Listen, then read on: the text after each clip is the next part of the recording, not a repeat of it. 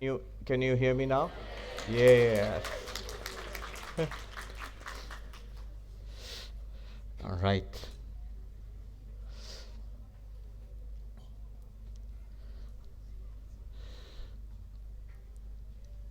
That reminds me of uh, Vedanta can actually be taught through silence. That's what the message was. One of the is this clear? Can you hear me at the back? Yes. It's one of the most amazing things about Vedanta that although it's based on this vast literature, so many books across the millennia, enormous amount of Vedanta literature, but it also has the amazing advantage of being, you can elegantly compress it into a sentence, a phrase. So, for example, all of Vedanta can be expressed in half a verse. And the verse is, Brahman is real, the world is an appearance, and you are Brahman. Brahma Satyam Jagat Mithya Jiva Brahmaiva Napara. Brahman is the only reality, that is existence, consciousness, bliss. This universe is an appearance in that reality, like a movie playing on a screen. And at this point we'll go, what about me? What about me? You are none other than Brahman. Congratulations. You are that ultimate reality. It can be made even shorter, all of Vedanta. One short sentence, very well known. You are that. Tat Tvamasi. Same thing. All of Vedanta can be compressed into you are that. Of course, the trick lies in knowing what that is. So you are that. Tat Tvamasi. Or, in other words, there's another sentence, Aham Brahmasmi, I am Brahman. Same meaning, the same meaning. The teacher says, you are that, and we are supposed to realize, I am Brahman. Or, another version of it goes, Prajnanam Brahma, consciousness is the ultimate reality. This consciousness that we experience right now, that is the ultimate reality. Or, once again, in another sentence, which expresses the same truth, I am Atma Brahma. This very self is Brahman. And you see all these texts compressed into short sentences. You can make it even smaller. You can make it even shorter. Just Om. If you unpack Om, you get the entirety of Vedanta. In fact, if those who have studied the Mandukya Upanishad, the shortest of the Vedanta texts, you'll see the whole thing is an explanation of Om. So all of Vedanta can be just Om, that contains the entire teaching. Or you can make it even more laconic. Don't speak at all. Just a gesture. Just a gesture. This is called Chin Mudra. These are hand gestures which are significant, which carry they carry some philosophical load, an explanation there. Chin Mudra, the gesture expressing consciousness. What does this mean? It means, so here, this means the physical body, this one. This means the subtle body, that is our mind, our thoughts, feelings, the personality, that's what we identify with. That's this finger. The other finger is something that is called the causal body, which we generally do not notice. The closest we get to it is what we experience in deep sleep. So that's the causal body. And this is the ego, I. Usually this is our state. I am this, not just this, what's in there, the personality, this person I am, and the causal body. So the physical body, the subtle body, and the causal body, that's what I am. And it's not a teaching, it's just repeating what we feel. If we just look at ourselves, take a look at what we experience about ourselves, it is this. I am this bundle, this physical, this psychophysical being. That's what I am. You don't even have to be told. We are born with this, every being, not just human beings, every sentient being is born with this kind of a feeling, of an understanding.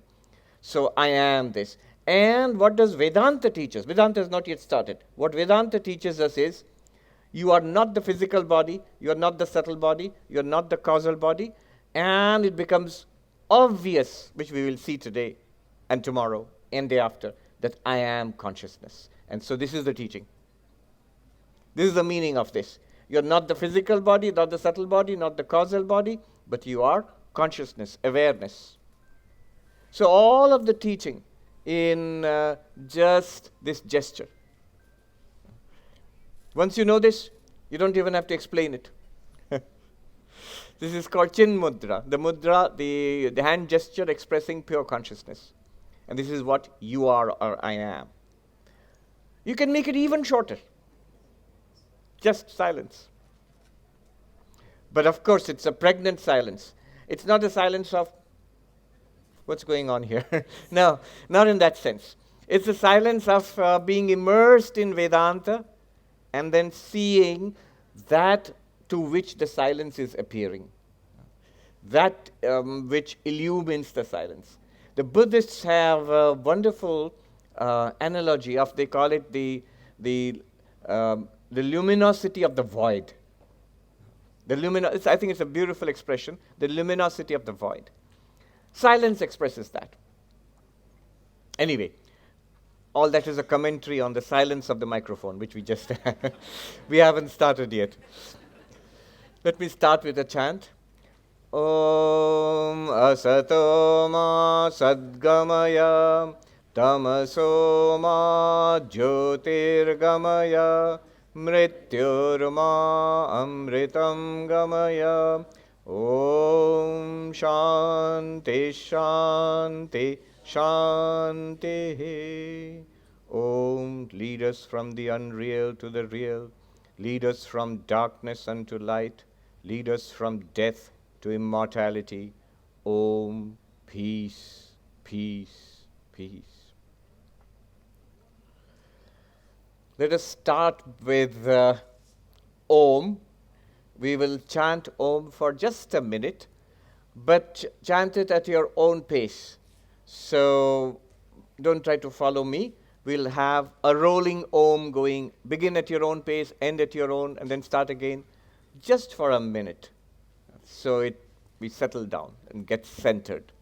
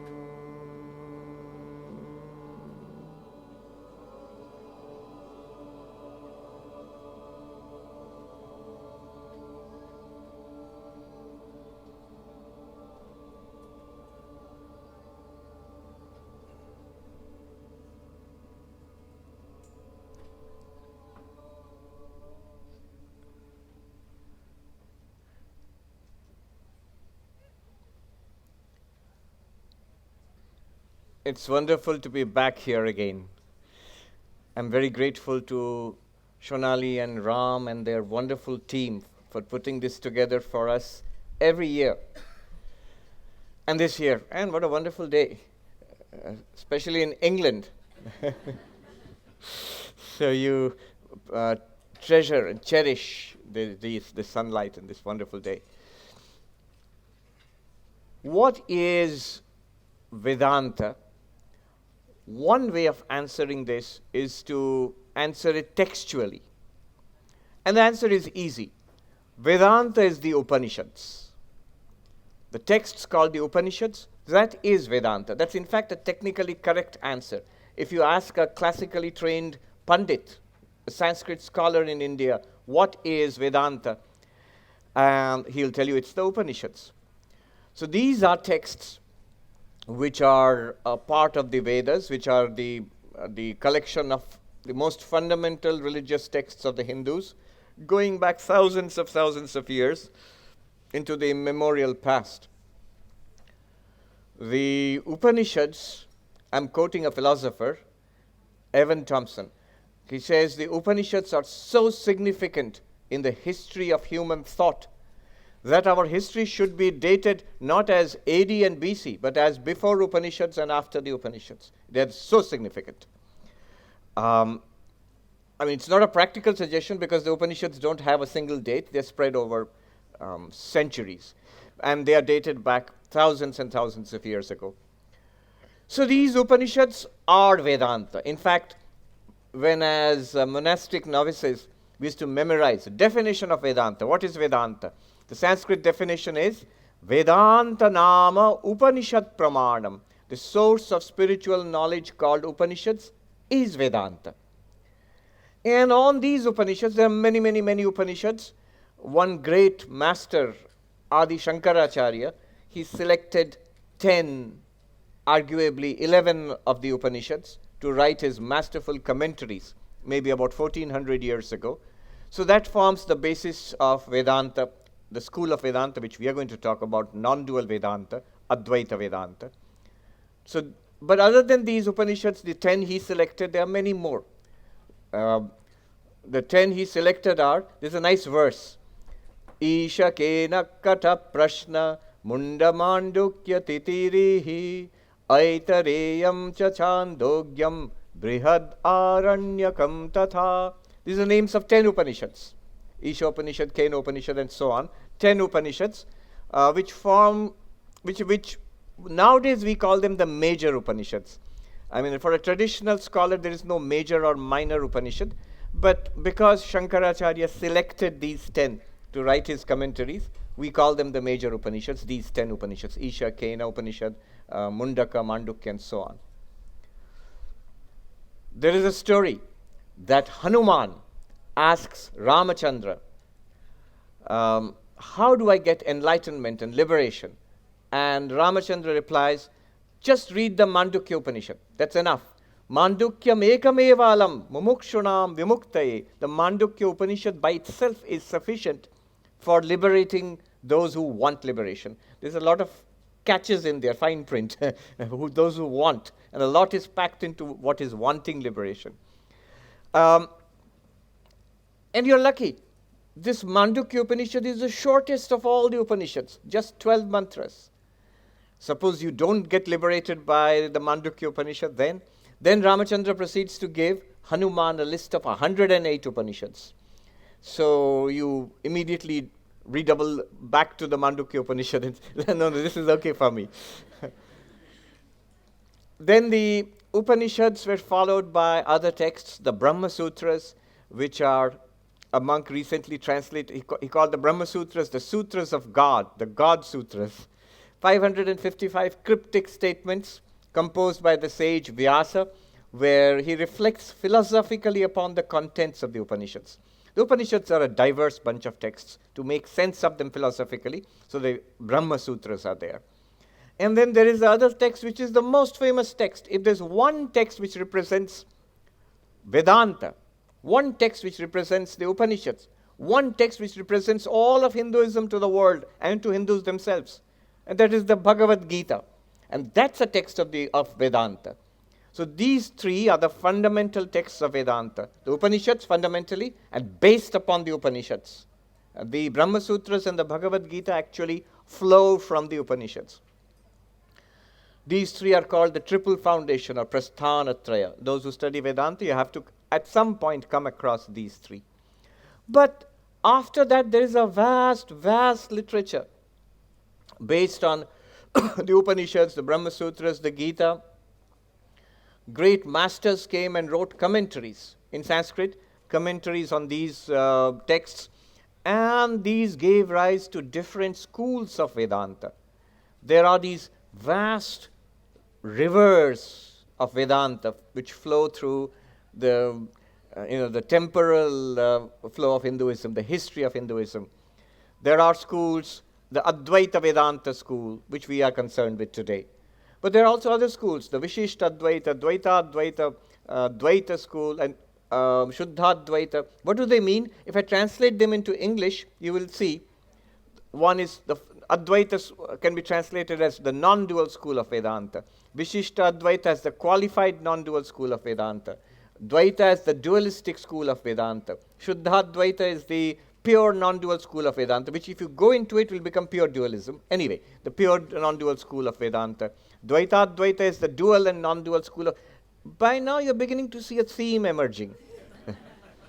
It's about duality and non-duality. All these schools, they differ on that. What duality and non-duality of what? That's key. Because someone told me, a philosopher told me before I came to the West, said, you're going to the West, you're going to talk about non-dualism, dualism. Remember, in the West, dualism and non-dualism mean different things from what they mean to us.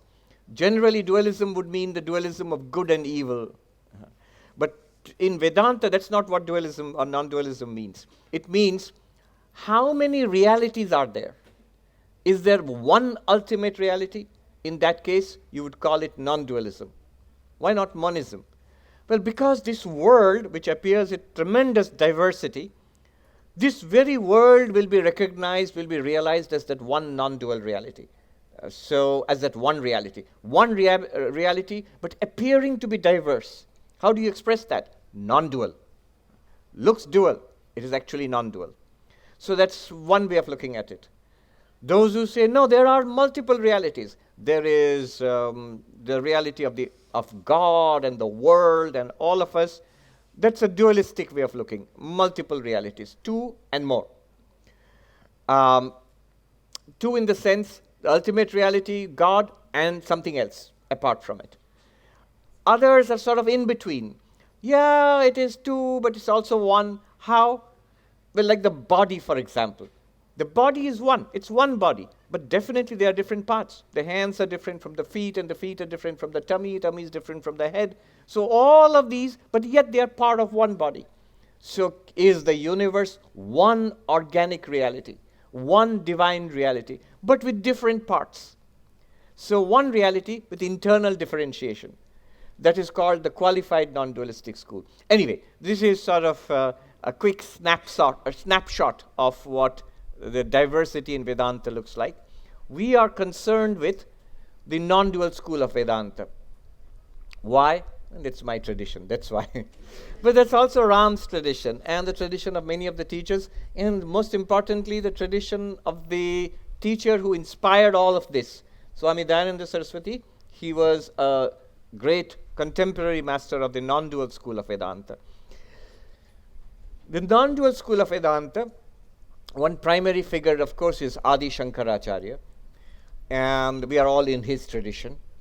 He lived about 1400 years ago, wrote many, many books, commentaries on the Upanishads, commentary on the Gita, commentary on the Brahma Sutras, many independent works.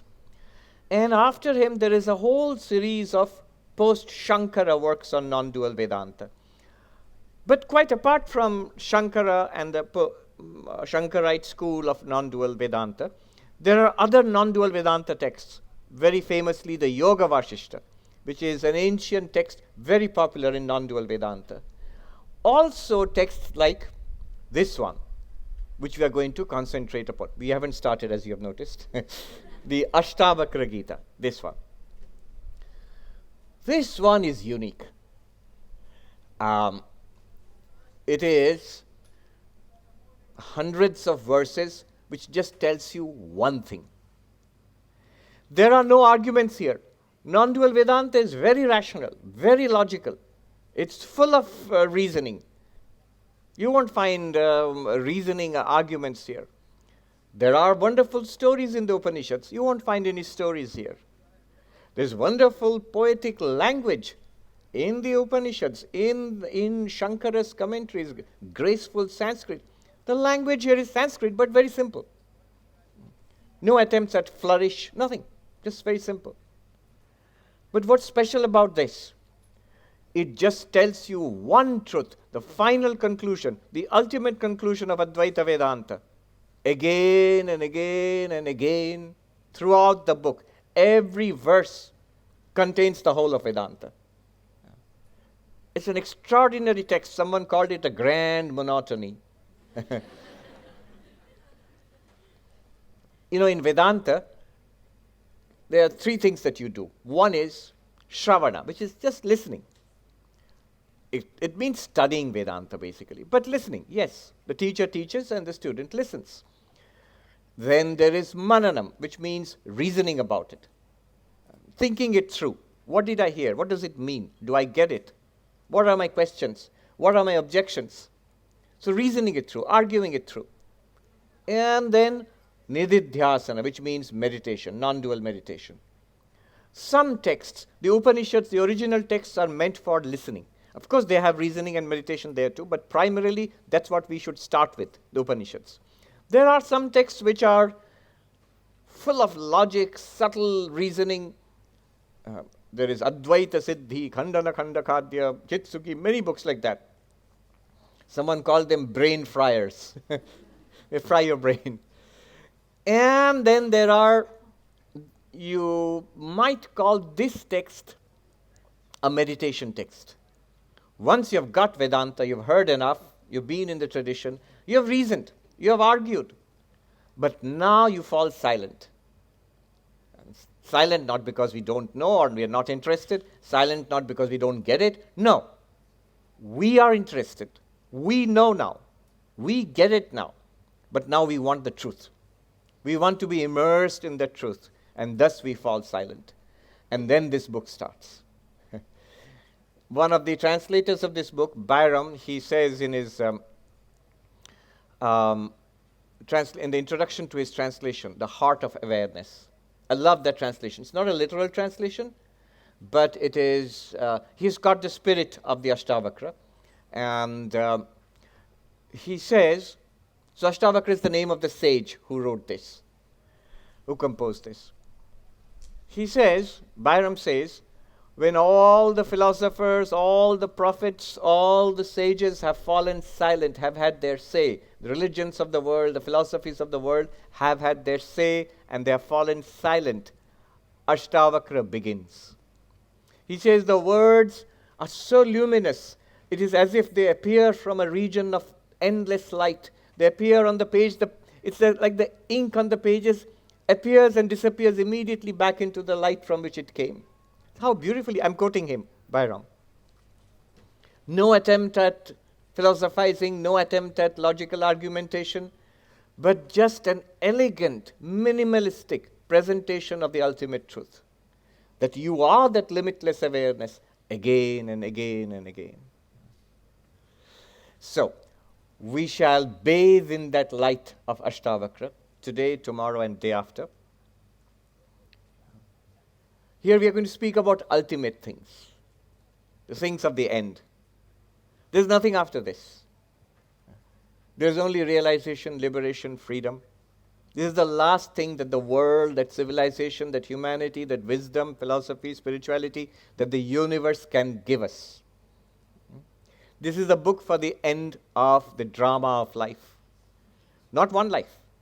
Life after life we have been seeking for this. This is why we have lived. According to Vedanta, we are all searching for the ultimate reality. We are evolving spirituality. We are evolving spiritually.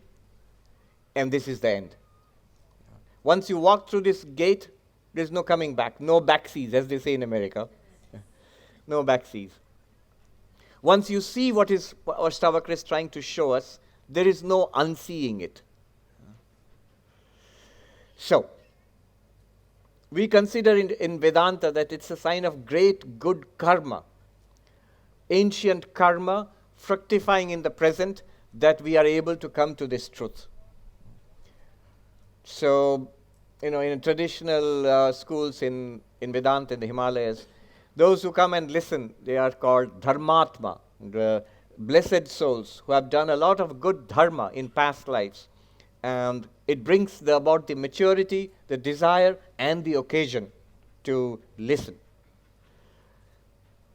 If somebody says, hey, I'm not there yet, Swami. But Swami Vivekananda said, truth is like an acid. It's like a corrosive substance of limitless power. Once you hear it, it'll keep working on you. It'll keep working on you. So let us hear. Let us listen. What do we do? In Vedanta, that's what we do. We listen, and we think about it, and then we meditate upon it. So that's what we'll do. We'll first listen, and then we'll meditate, and then do a Q&A. We'll reverse the order a little bit. Yeah. In this first session, I will talk, we'll listen, and then you ask the questions and argue. I'll see if we have time for meditation in this first session. But in tomorrow's session, definitely, we will get down to the meditation there is also unique. It's a kind of teaching, but in a teaching, it's a pointing out. It's something like, here is a cup. This is the kind of teaching that is. There's a reality which is being pointed out. Not something, there's one kind of teaching where it's a series of instructions. You learn, okay, this is what I have to do. This is how to sit. This is how to breathe. This is my posture. Now let me try it. So you download a series of instructions and then try it out yourself. Until you try it out, nothing is achieved. This is not like that. This is more like, here is a cup. Take a look. That you are pure consciousness. Take a look. That taking a look is the meditation in non-dual Vedanta. If you stay with that looking, you're looking into your own real nature, the ultimate nature that you are Brahman. It's already there. Just taking a look. That's the culmination of what this book can give you. And nothing more is needed. That's the culmination of spiritual evolution. This is a mirror in which you see your face. You see the face of truth, face of God, whatever you call it, this is the mirror. It's your own face, our own face. So that will be the meditation, a little different from the usual meditation of focusing on some kind of practice. But today, this morning, we will have the teaching itself, and we will argue, fight, make observations, raise doubts, and then wrap it up. And if I have time, we'll do a short meditation.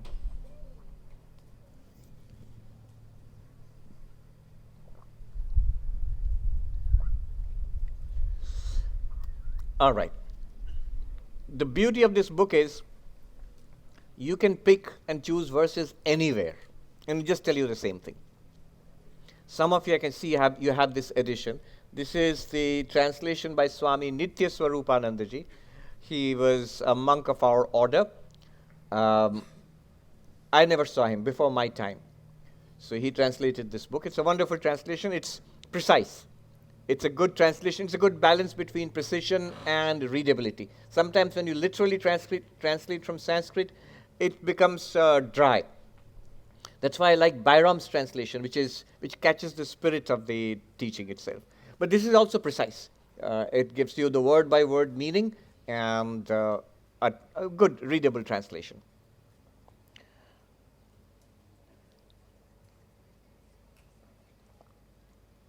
So I've just selected verses from the 15th chapter, and we will read a few verses from the 15th chapter. This is chapter 15 and verses 4 and 5. That's all we will study this morning, verses 4 and 5 of chapter 15. Ashtavakra was a sage, enlightened master, and this book is a dialogue between Ashtavakra and the emperor Janaka, who's an emperor, and he is a student of Vedanta. And he asks questions to Ashtavakra, and Ashtavakra replies, and that's the book.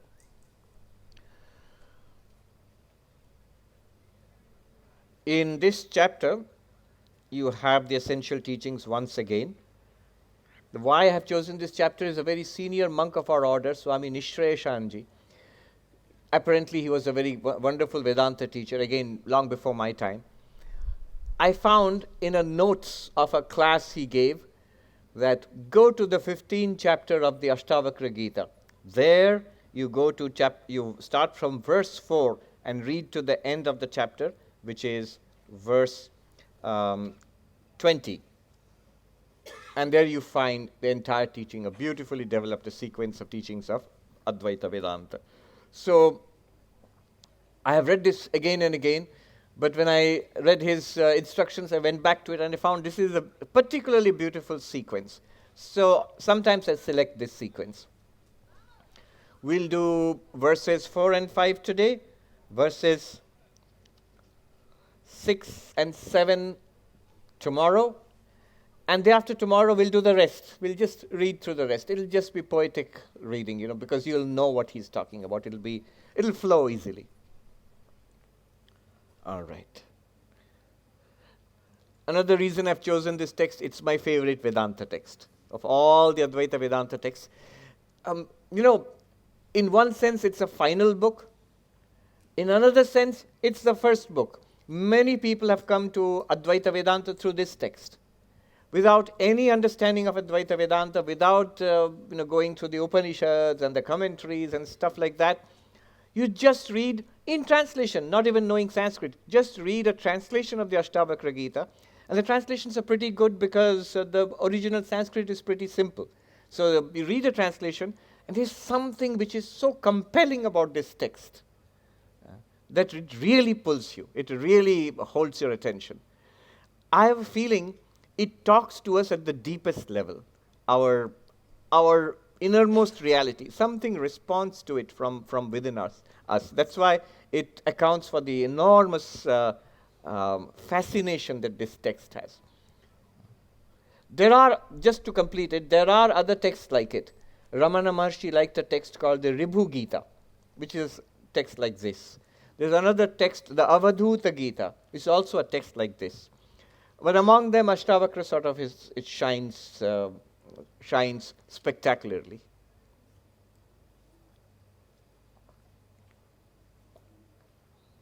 Oh, it also comes, like anything powerful, comes with warnings. So I should give those warnings. One is, never neglect your spiritual practices. One unintended consequence of reading the Ashtavakra Gita, especially for the unwary, for the novice, for the enthusiast, is that, oh my God, this is the ultimate truth. This is amazing. This is stunning.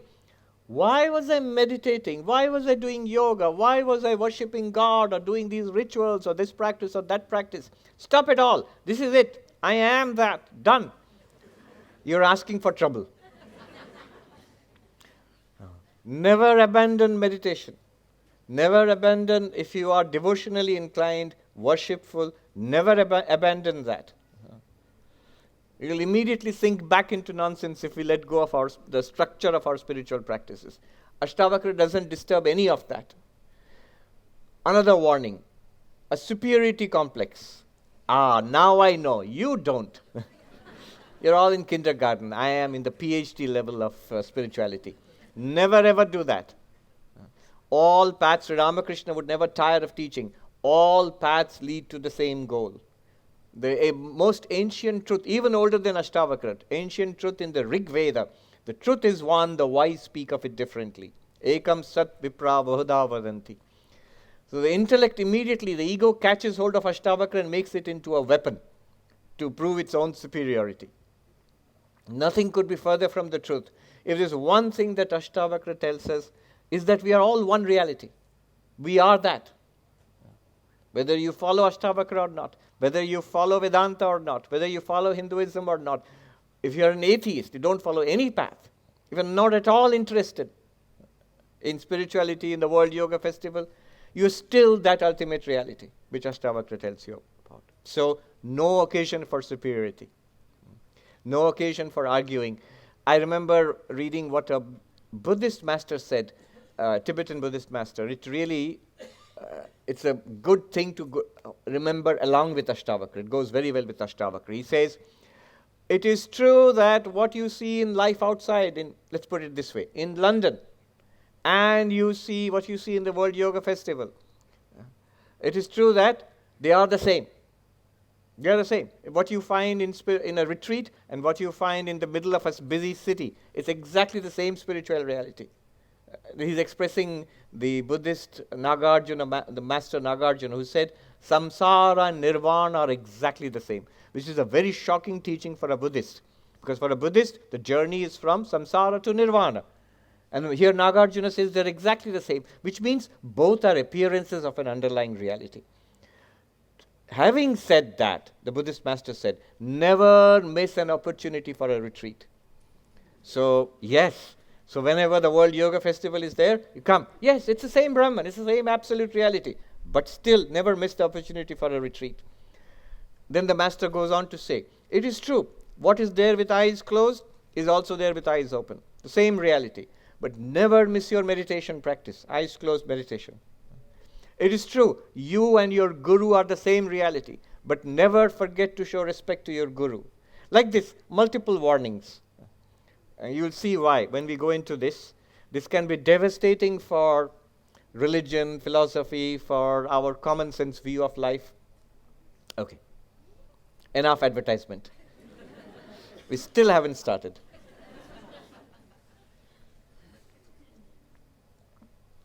Here we go. Verse 4. I'll chant the Sanskrit, I'll translate, read out the translation, then we will dive into it. Na tvam deho na te deho bhokta karta na va bhavan chidruposi sada sakshi nirapeksha sukham chara. You are not the body, nor is the body yours. You are not the doer, nor the enjoyer. You are consciousness itself, the eternal witness, and free. Go about happily. I love Ashtavakra. One of the things he does is, after saying the most profound, shocking things, he will say, be happy. Sukham chara, go about happily. Not just be happy. Live here. Go about means eat, drink, work, enjoy, do whatever you have to do in life. Live, age, die, all of that happily. You're perfectly fine. So that's an amazing, simple takeaway, prescription at the end of all this philosophy. All right, let us start here. Natvam deho nate deho. Vedanta has two steps. Two steps. I call it two steps to the not two. Non-duality, not two. But it's ironic that you have to take two steps to it. Recently, I heard a monk give a very rural example. Imagine this farmer who is going to irrigate his fields. You have to spread the water all over the fields. But first, you have to extract the water from the well. This is a monk who was speaking in Hindi. He said that your water is, first of all, you have to get it out of the well, and then you spread it across the field. So there are two steps. The goal is to put water in the field, but you have to first pull it out of the well. This is actually, in some senses, not a very good example, but just take the spirit of it. That you are non-dual Brahman, that's all that Vedanta wants to say. But right now, the problem is, we have a sort of a clear idea of who or what we are. The moment somebody asks us, who are you? What are you? I am this. Here. Can't you see? This is what I am. And I have no doubt about it. This is what I am. So this is where we will have to start. We'll have to start with our error. Vedanta says you are limitless consciousness. You are the ultimate reality. You are being itself, existence itself, consciousness itself, bliss itself. All of those sound nice, but also a little mystifying. If you're trying to understand it, what is being itself? What is existence itself? What is consciousness? What consciousness itself? What do you mean infinite consciousness? And I promise you, we will understand all of that by tomorrow at the latest. By tomorrow, yes.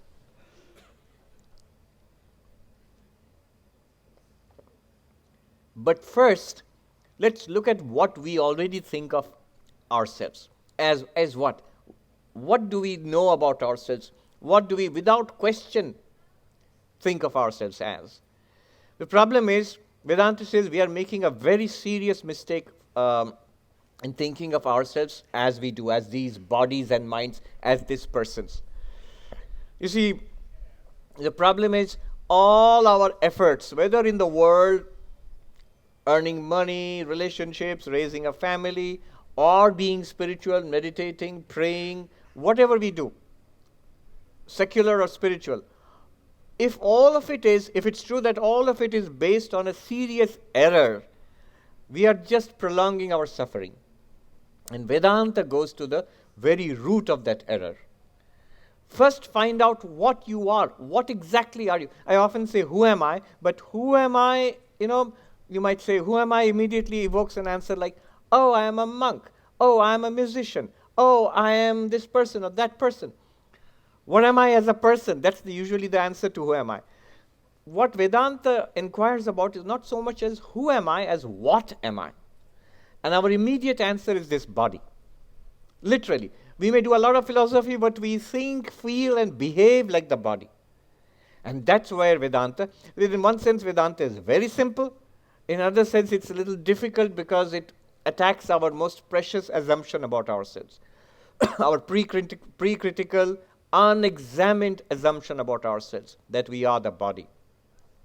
And Vedanta gives a devastating conclusion. You are not the body. Just Ashtavakra said, as simple as that. You are not the body, nor is the body yours.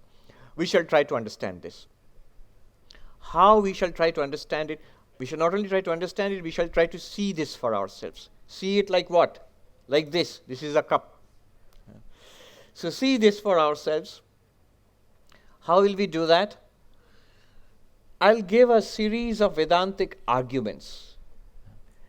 They sound like arguments, logical arguments, and they are, but they're also something that we should see and feel for ourselves, because they claim to be a fact already. So we should be able to feel it for ourselves. These arguments are not like mathematical arguments, like a mathematical proof, not like that. They're more like legal arguments, like a lawyer tries to convince you about something. So Vedanta is giving you a battery of arguments, some logical, some psychological, to show you something, till we begin to see, aha, yeah, I can look at it that way too. So let's see. What are these arguments meant to prove? To show us that we are not the body, not even the mind. That's all.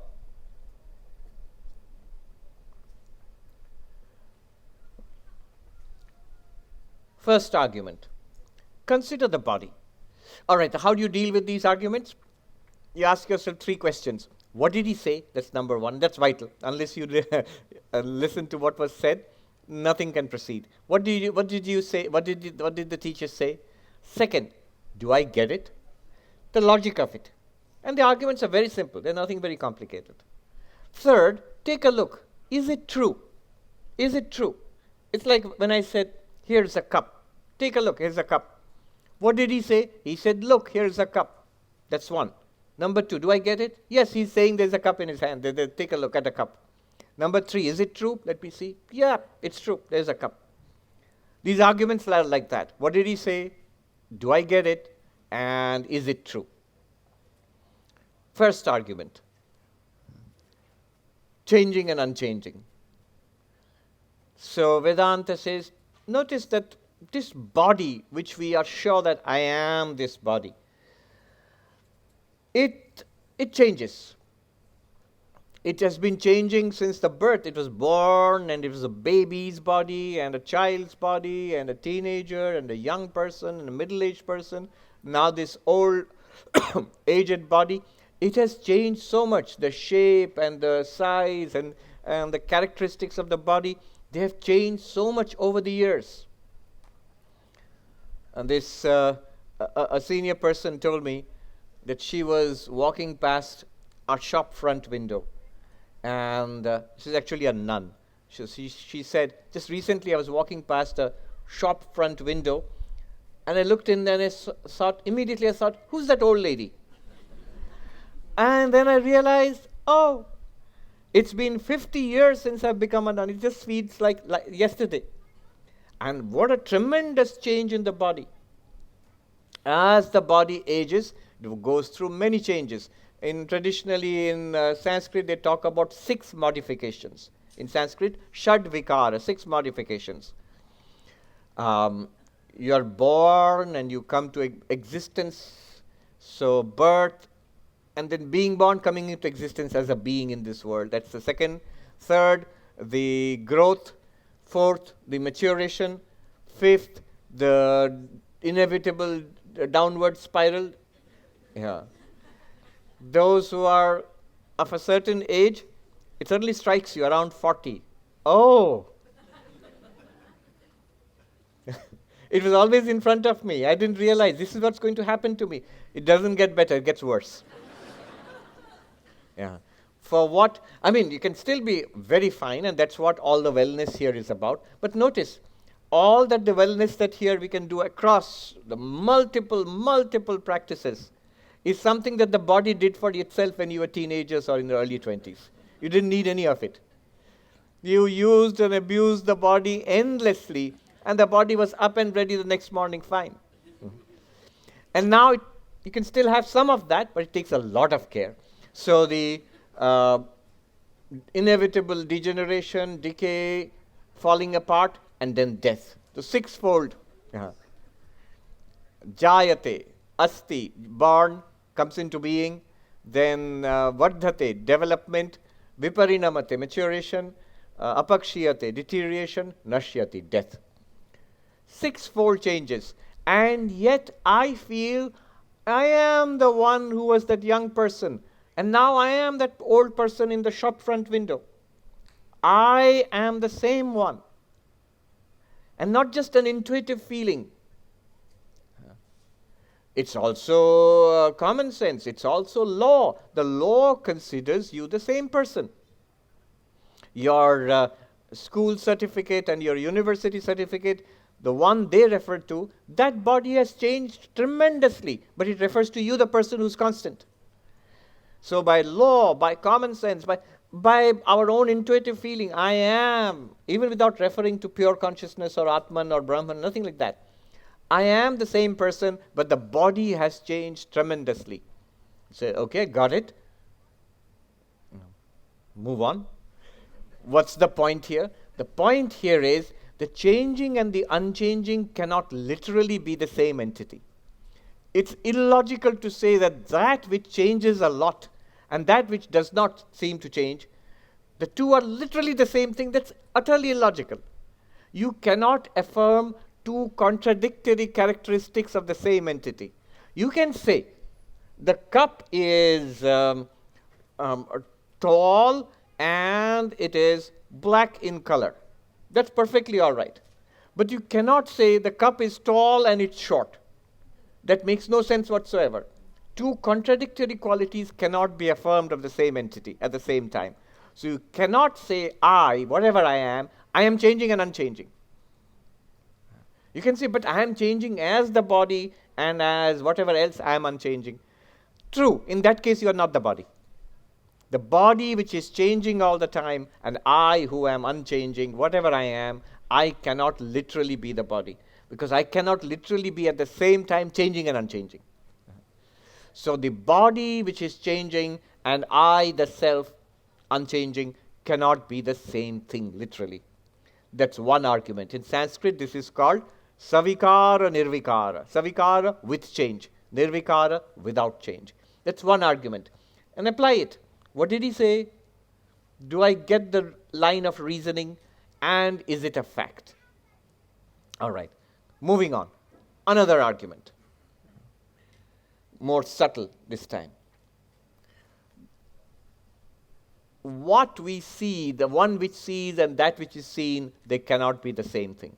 In this way, the eyes are the seer, and I see this cup. Literally, the eyes and the cup, they have to be at a distance. You cannot have, they cannot, the eyes themselves, they cannot see themselves. The eyes can see everything else. This cup, which is different from the eyes, by different means, physically different. They are distinct, and therefore the eyes can see the cup. And the eyes can see the beautiful flowers, and the eyes can see all of you. But the eyes cannot see themselves. You might say, Swami, have you tried a mirror? Yeah, but in a mirror you see a reflection of the eyes. In a selfie you see a picture of the eyes. The eyes cannot, flip over and see themselves. They won't. Just as the eyes cannot see themselves, in the same way, that which is an object and that which is a subject, they have to be different. Grammar says so. Philosophy says so. A thing cannot operate upon itself. A knife cannot cut itself.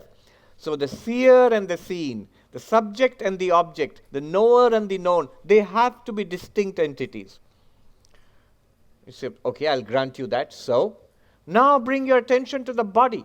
When we consider the body is the seen. Not only the seen with the eyes, all 5 senses operate on the body. I can see the body, I can touch the body, I can smell the body, I can taste the body. If you hear the rumblings of the tummy when you're hungry and you make a beeline for the nice shops there, then I can hear the body. All my senses, seeing, hearing, smelling, touching, tasting, all of them experience the body. The body is an object to yourself. I, the sentient being, the aware being, the conscious being, I objectify the body to, it's a thing. Just like this thing, this is also a thing. Literally a thing. A few years back, a doctor from England or Scotland, I forget, he wrote to me excitedly and he had an epiphany. He said, all my life, for the 30 years, I have been seeing scans of people's bodies. And I suddenly realized, this is a biological machine. Where am I in all of this? It's a thing, an enormously complicated, sophisticated thing, biological machine. But where am I in all of this? So, the seer and the seen are different. The body is the seen. By seen, I mean seen, heard, smelled, touched, tasted. The body is an object to all the senses. And I am the subject. I am the seer, the body is the seen. The seer and the seen can never be the same thing. Therefore, I am not the body. In Sanskrit, this is called drashta, drishya. Drashta, seer. Drishya, seen. Second argument. I am not the body because the body is an object. It is the seen. And I am the subject, the seer. What did he say? Do I get it? And is it a fact? Take a look. I remember, it's so beautifully, they say it in Hindi, monks in the Himalayas. What is the practice in Advaita Vedanta? Says, once a day, oh monk, at least once a day, take a look at yourself, see what the ultimate reality is. In Hindi it carries a punch. दिन में कम से कम महात्मा जी, दिन में कम से कम एक बार महात्मा जी देख लो वस्तु कैसी है. How, what is the ultimate reality? Vastu, the reality, what's it like? Take a look at yourself. Take a look in the mirror. He doesn't mean literally take a look in the mirror. What he means is this is the mirror. Take a look at yourself, that I am that limitless consciousness. Third argument. Even more subtle. I am aware and the body is not aware. I am aware of the body. See, this is different from seer and seen. Seer, I am the knower of the body, I am the seer of the body, I can objectify the body. But now I am asking the question, we are all aware. Where is awareness? On your side or on the body's side?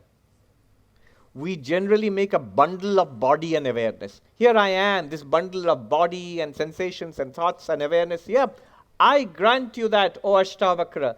Yes, there is awareness, but not just awareness. There are thoughts, and there are the sensations, and there is the body. All of it I am. Now Ashtavakra is performing a surgery. a philosophical surgery, an epistemological surgery on us. He's saying, you are aware, and the body is something you are aware of. That which is aware and that which is not aware, they cannot be the same thing. Notice, whatever we are, one thing is that we are all aware. Aware in the sense of consciousness, just the basic English meaning of awareness or consciousness. I am aware, and I am aware of things. Now the question, a subtle question is being asked, on which side is awareness? On your side or on the side of the thing you are aware of? Let us consider an example. Bring back our trusty cup. Take a look at the cup. I am aware of the cup. This is just a general way of saying that I can see the cup, I can touch the cup, I can taste and whatever. So I am aware of the cup. Where is awareness? On my side. I am aware. Is awareness there in the cup? Is the cup aware?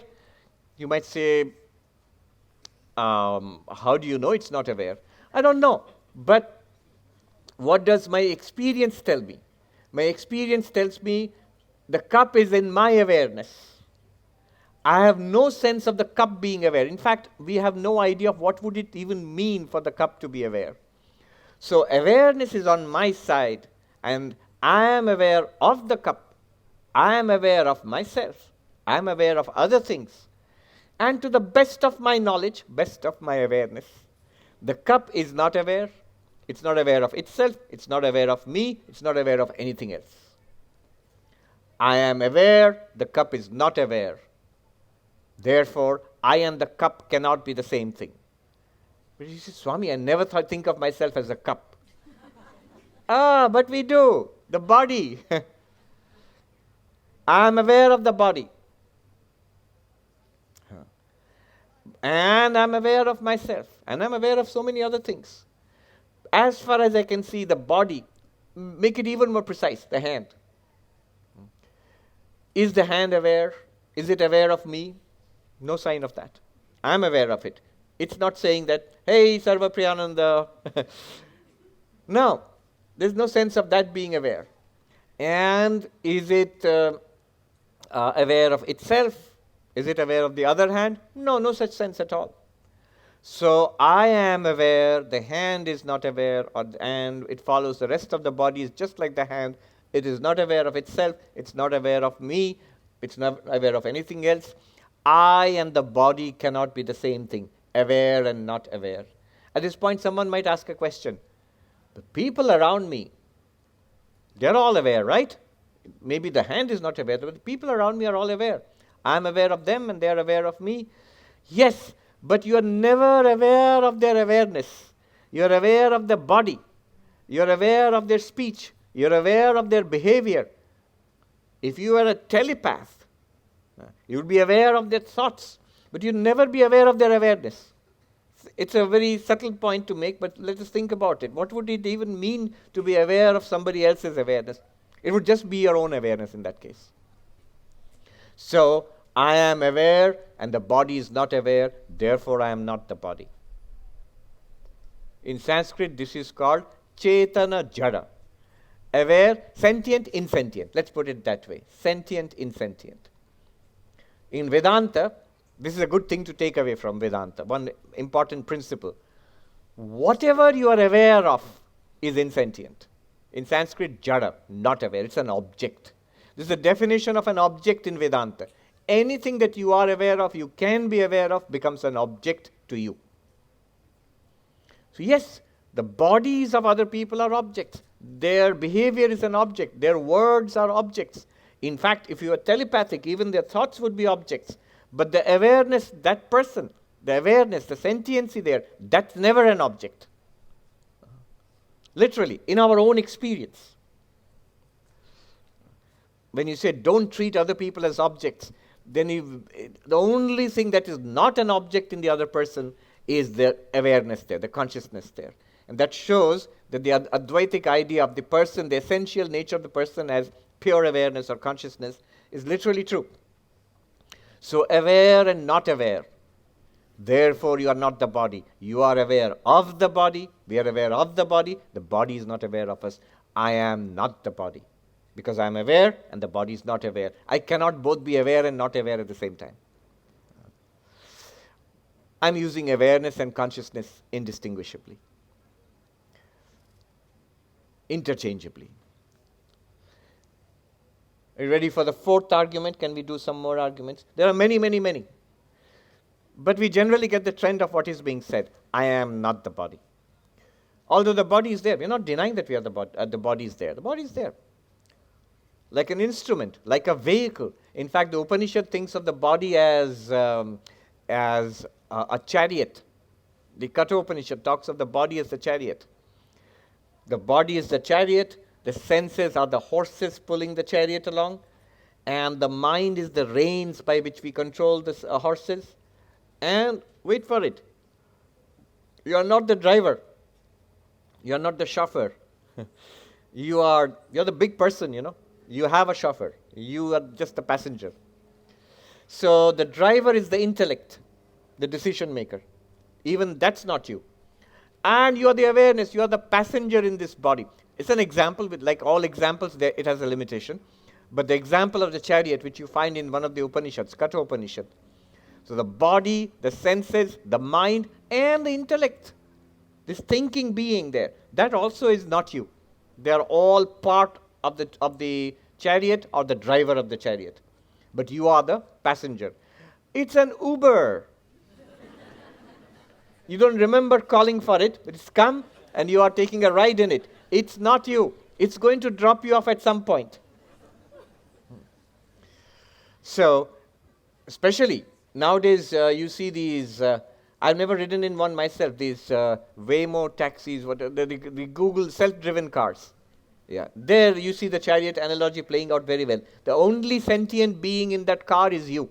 There is no driver also. Recently, there have been funny incidents. It was reported in the news, one of them was chased by the cops, I think in LA, not in LA, San Francisco. San Francisco, they have the Waymo. It was chased by the cops, it was going on a wrong lane. And it ran for it. It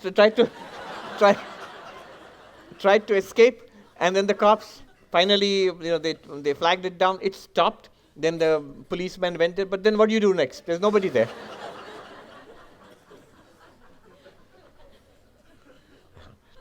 So you are the sentient being, and the body is an object. It's a thing to understand in Vedanta, that whatever appears in consciousness, whatever we are aware of or can be aware of, is an object, including our thoughts. That's an incredible thing, including our thoughts. The philosopher Arindam Chakravarti told me once that he gave a very nice definition of an object. He said, Swami, an object is anything that you're aware, that objects to your awareness. Think of awareness, consciousness, as a limitless field spreading out. And then it runs up against our trusty cup. This is an object. You become aware of it. It objects to your awareness, so immediately you become aware of it. It's like light, Here is light. It's spreading out everywhere. But this objects to the light. It reflects the light back, and then you see it then. So, an object is anything that objects to your consciousness. More arguments? Let's do 2 more. This is a psychological argument. Inner and outer. We feel in the body, right? Psychologically. I'm not making a logical argument here. What do we feel like? Where are we? I don't feel I am out there unless you are having an out-of-body experience. But generally we are all the time having in-the-body experience. So we feel embodied.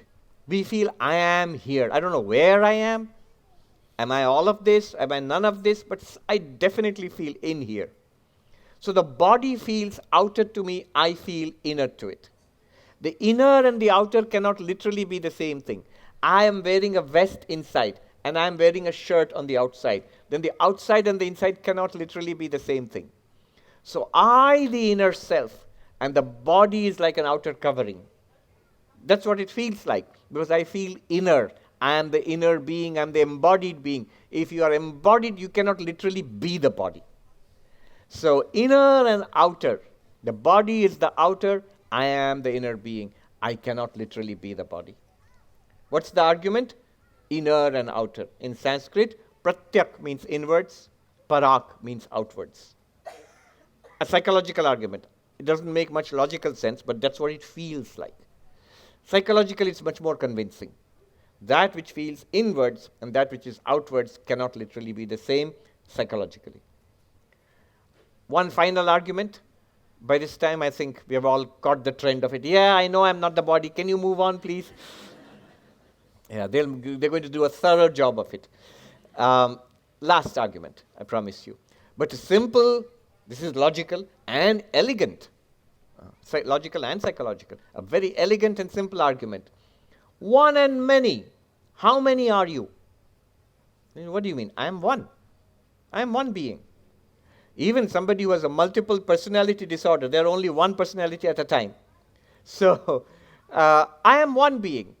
But the body is a composite. It's made of parts, of organs, of tissues, and then cells and intracellular structures. It's enormously complicated. And we are now told this body is not entirely ours. There are millions and billions of other bacteria and other living beings which have colonized our body. So it's an enormously complex system. It's not one, it's a compound. An extraordinarily complex and intricate, ever-changing compound. And I am one. Whatever I am one. I don't feel like a compound. I'm just one. I, the one, the subject, the individual. See, even the word individual means one. I, the one, I cannot literally be the body, which is the many. I am the simple and the compound. They cannot be the same thing. So I, the singular, and the multiple. They cannot be the same thing.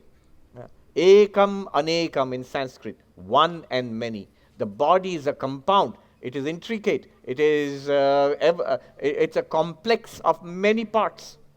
And I am this individual, singular entity.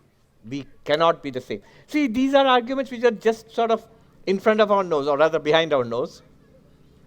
And Vedanta just makes it explicit. It's not something that we did not know. These are the most powerful arguments because we say, yeah, of course. So, summing up, here are 5 arguments.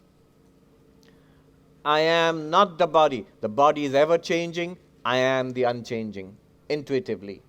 By memory, by intuition, by the law, I am the same being. The body has continuously changed. The body is continuously, it's deteriorating. It's in Sanskrit, the word for the body is shariram. Shariram, the Sanskrit word means shiryate, which decays, which changes, which falls apart. What a wonderful name for the body, that which falls apart. It's continuously falling apart all the time. In fact, we are shedding all the time. Hair and skin. It sounds messy. Luckily, we don't see it. But microscopes, that's how detectives find criminals, because they have shed cells and stuff like that. It's continuously falling apart. By the way, there are Ayurveda masters here, and they will tell you much better. But I was in a conference, there was a great Ayurveda master there who said, the secret to life is oils. Our bodies are made mostly of water. The drier they are, the closer they are to death. So, not literally water, that will dry you out even faster, but oils, that's the secret, he said. And he was very humorous. He said, dilate so that you won't die early. That's the secret. Anyway, the body is shedding, continuously falling apart. So, changing and unchanging. Therefore, I am not the body. I am the unchanging and the body is changing. Second, I am the seer. The body is the seen. It's seen, heard, smelled, tasted, touched. I am the seer. The seer and the seen cannot be the same thing. Therefore, I am not the body. Third, I am conscious of the body. The body is not conscious of me or itself or anything else. Body seems to be conscious. Why? Because you are there. So, conscious and not conscious cannot be the same thing. Fourth, inner and outer. I am in there. I am embodied. I am the inner self. The body is the outer. The outer and the inner cannot literally be the same thing. Fifth, one and the many, simple and the complex. I am one individual. I am singular. I am this one person. Whatever I am is one. The body is an enormously complicated complex of many, many things. Therefore, one and the many cannot be the same thing. Therefore, I am not the body. 5 arguments. Again, those who like it in Sanskrit, then just the names of the arguments. Nirvikara, savikara, changing, unchanging, one. Therefore, I am not the body. Drashta, drishya, seer and seen. Therefore, I am not the body. Chetana, jada, sentient, insentient, conscious, non-conscious. Therefore, I am not the body. Then, inner and outer, pratyak, parak. Therefore, I am not the body. Then, one and the many, ekam, anekam. Therefore, I am not the body. At this point, we'll say, yeah, but they're just playing with words. I never said I am the body, literally. I'm just saying it's my body. It's my body.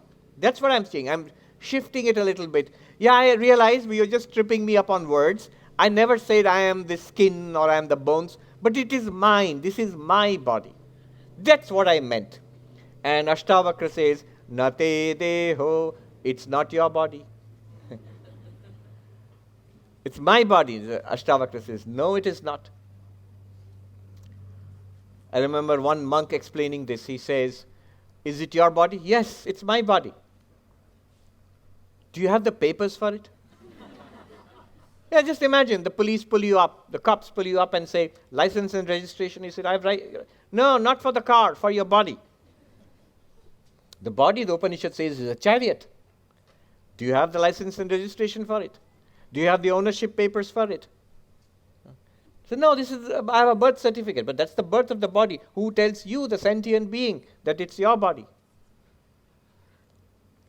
The monk said, okay, another way we have ownership is that, I made this body. Did you? Not at all. Even your parents didn't do it. The most of the work was done by nature. Nature did 99.9% of the work. Didn't make the body. In fact, we can't make the body.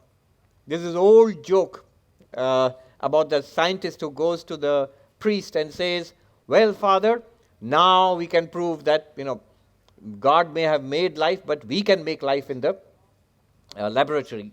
And the priest said, really? Show me. So come to the laboratory. And this is how we make life. First, take a little bit of earth. And the priest said, get your own earth. Have we made this body? Do we own the earth and the fire and the water and the air, the 5 cosmic elements which go to make this body? Did we put it together? Did we generate it, the body? No, we have no idea at all. We can't. Another way, this is my body. Do you own the materials out of which the body was made? The elements, the compounds, do they belong to you? Not at all. They're produced by nature. I still remember, I don't know how many of you have seen in India when we were growing up, there was a television serial, Cosmos, by Carl Sagan. Wonderful, beautiful description of science and the universe and cosmology. And he says, all the stuff that we have in our bodies right now, if you go back and back and back, millions and billions of years, they were all forged in the heart of a star. Nuclear fusion, that's literally what physics tells us. All these elements came out of nuclear fusion in a star.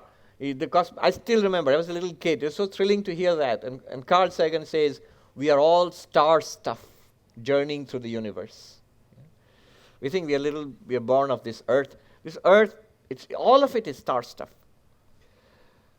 It is not our material. We didn't make it. We don't own it. Did somebody gift it to you? Here's a body. Let me issue you a body. Borrow it for some time.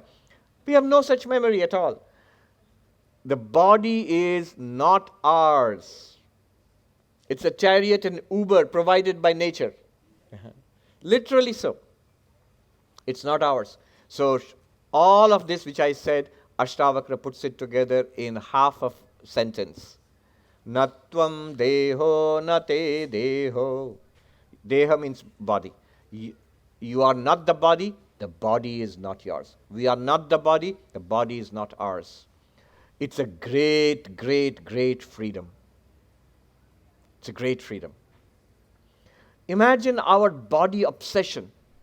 All life long, we are servants to this creature. To feed it, to bathe it, to nurture it, to protect it, to entertain it. That's what we are doing. I remember reading this science fiction story. UFO has come to Earth long ago. UFO has come to Earth. I think it's called Report on Planet 4 or something like that. So the plot is that these aliens, they're sending a report back to their mother planet. We are surveying these planets. And here is this planet. We have found intelligent life on this planet. And their description, they're observing from space. They are intelligent and powerful beings who rule this planet. They have metal bodies, and they have 4 wheels, and they have doors on their sides. And they have slaves who live inside them, who come out and feed them and clean them and repair them. And they roam around this world at their will, So these mighty beings who rule this world. Cars. It was a satire on America's car obsession. So the cars are the lords and the people who service them and take care of them. But our cars are like that. We have become servants to these. You are not this, nor is it yours. You are free of it. You're not even responsible for it. Take care of it as long as it is serving you. Let it serve your purpose, a vehicle on our path to enlightenment. When it's done, goodbye. Thank you, body. We'll get another body will be issued to us. And another, and yet another. As long as we want it, we will have a series of these bodies. You can keep calling up these Ubers as long as you want it. As long as you have the karmic credit for it, to call up the Ubers. I have heard in India you have not only the Uber fancy cars, but also you have auto rickshaw which you can call up. And I don't know, very soon they'll have a pedaled rickshaw and a bicycle maybe you can call up. Similarly, you can have a human body, or you can even have an animal body called up also. But these are not us, they are not ours. Then what am I? He says, Ashtavakra says here, Katta bhokta nava bhavan. You, the awareness to which this body appears, you by yourself, you are not a doer of actions. It's only when we take up upon ourselves the body that I say, I am the doer of actions. I am the one who is walking and talking. I am the one who is eating. All of this, I am the doer of these actions. I am. Bhokta, it's translated as enjoyer. It basically means experiencer. Enjoyment and suffering, pleasure and pain, both are in Sanskrit called bhoga. In Bengali also, bhog, khub bhukche. And in Bengali you say, suffering a lot. So not literally enjoyment. It means enjoyment and suffering. If I am not the doer of actions, then I, the awareness by itself, is not the experience of the results of actions either. It's only in identification with the body that I am the doer. Only in identification with the body that I am the experiencer of the actions, results of actions. Let me skip to the next verse. Raga dvesho mano dharmo namanaste kadachana nirvikalposi bodhatma nirvikara sukham chara. Attachment and abhorrence are attributes of the mind. The mind is never yours. You are intelligence, consciousness itself, let us say, free from conflict and changeless. Go about happily. Again, that prescription. Go about happily. At this point, what happens is,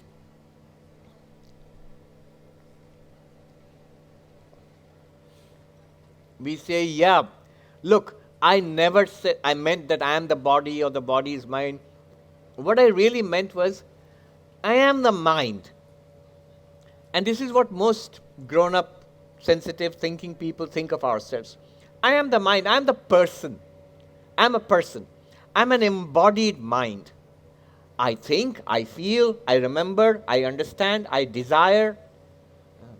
This is what I am. I am composed of this. This is my real nature. I am the mind. And Ashtavakra comes and says, you are not the mind. You are not even the mind. This is even more devastating than you are not the body. Why am I not the mind?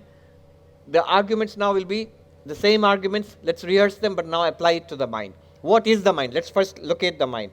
Thoughts, sensations, memories, desires, complaints. We are also composed of a lot of complaints. We have lots of grudges and complaints, baggage, resentments, unhappinesses, frustrations, projects in life. All of this put together is what I call the personality. I am this person. And Ashtavakra says, no, you are not. Use the same arguments. Let's do it as an exercise. The first argument, changing, unchanging. Does the mind change? And you'll say, oh boy, does it change. Much more so than the body. Just this today, since the morning, how many times sleepy, and then a cup of coffee and alert, and then Vedanta class, sleepy again. How many times excited and bored and curious again? How many times, what's the subject today? What's on the menu today? So all of this continuously changing. And that's just one day, since the morning after waking up till now. The mind is a series of thoughts changing fast, like a fast-flowing river. But I am the same one. In what sense? Am I not the one who felt sleepy just the first thing in the morning? I woke up sleepy. I am the one who felt sleepy. And then when I became alert, the mind became alert, I felt alert. Which I felt alert? That I, follow this, it's a very simple argument, but very interesting. That I which claimed I am sleepy, it's the same I which claims I am alert now. That I which claimed I am bored is the same I which claims I am interested. The I is the same. Sleepy changed to alert. Bored changed to excited. That's the mind changing. I am not the mind. I am not the mind. We tend to move with the mind. That's why we don't distinguish ourselves from the mind. It's like a driving instructor. So I had to learn to drive all over again. After becoming a monk, I had stopped driving for nearly 30 years. So in the United States, the driving instructor, he would say that, keep your eyes on the road. And it's raining and there's a windshield wiper. Imagine a person, a new driver, who sees the windshield wiper. It's raining, cleaning the windshield. And the windshield wiper grows like this and you go.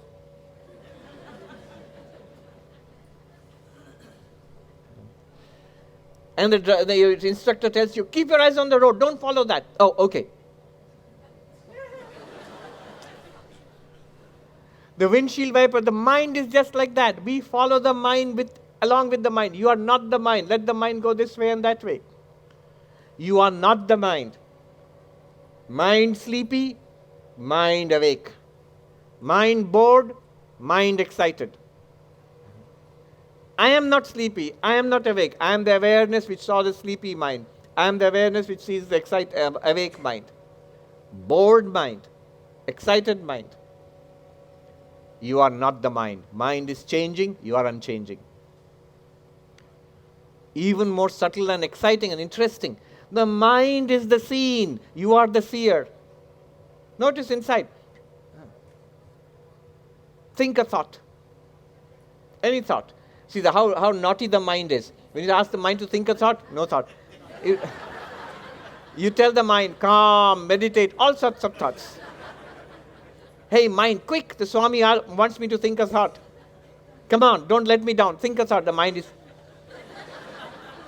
no thought.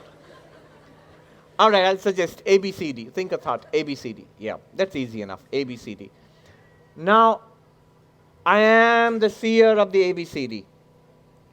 The seer and the seen are different. Therefore, I am not the ABCD.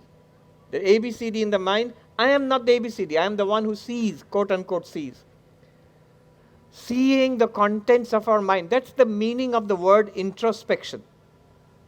Our own moods, our feelings, our memories, our desires, our understanding.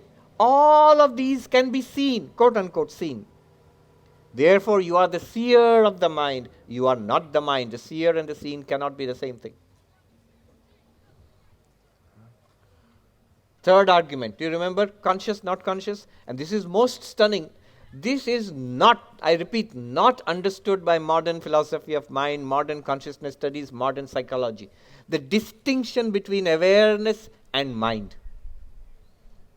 Because when you ask a consciousness studies expert, a philosophy of mind, what do you study? Consciousness, mind, it's all a bundle. It's not a bundle. There's a distinction between consciousness and mind. We'll demonstrate it right now. Bring back our thought, our trusty ABCD. Think ABCD again. Let ABCD come in the mind. And now notice, I am aware of ABCD in the mind. Is ABCD aware of me? Is ABCD saying, you have thought me again? No. ABCD is just like mental talk. Just I physically say, verbally say ABCD, mentally I'm saying ABCD. Right now I am. And I'm aware of it. I am aware of it. ABCD is not aware of me. ABCD is not aware of itself. It's not aware of EFGH. I am aware of it. I am aware of myself. I am aware of other things. I am aware. ABCD is not aware. I am not the mind. The mind is also not aware. None of the contents of the mind are aware in and of themselves. They seem aware, they shine in awareness because of your presence there. Mind is not aware. I am aware. Therefore, I am not the mind. Let's keep these three arguments. The inner outer also will work. The complex, the one and the many also will work. That's homework for you. You can try it out yourself. Three arguments. In Sanskrit, changing and unchanging. Savikara, nirvikara. I, the unchanging and the changing mind, cannot be the same thing. I am not the mind. Seer and the seen. In Sanskrit, drashta, drishya. I, the seer, and the mind, the seen. They cannot be the same thing. I am not the mind. The conscious and not conscious. In Sanskrit, chetana, jara. I am aware of the mind. Therefore, I cannot be the mind. The mind cannot be, I am not the mind. So I am not the mind. The mind is an appearance in me, the consciousness. Then what am I? This question arises, what am I? See, as long as we are the body, the question is easy to answer. What are you? I am the body. If I think I am the body, I can describe what I am. I am this skin and flesh and bones and blood and cells and organs and tissues. This is what I am. If I'm not that, if I'm the mind, well, I can describe what I am. I am this complex of thoughts, memories, a personality with desires and projects and ambitions. But if I'm not the body, if I'm not the mind, then what am I? What am I made of? I exist. There's no doubt about it. I am.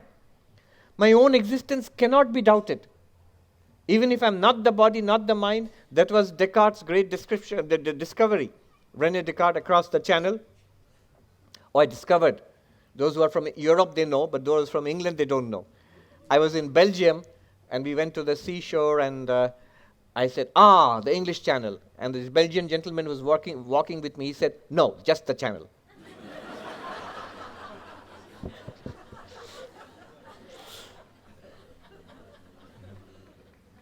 Yeah. So what am I made of? The mind is made of all of these thoughts and feelings and emotions. Descartes discovered across the channel, he discovered that my own existence cannot be doubted. He started off by trying a famous epistemological experiment in doubt. What is the one thing which cannot be doubted? You can doubt the existence of everything. You can doubt the existence of this world. It could be a dream. It could be the Matrix movie. According to Elon Musk, it is.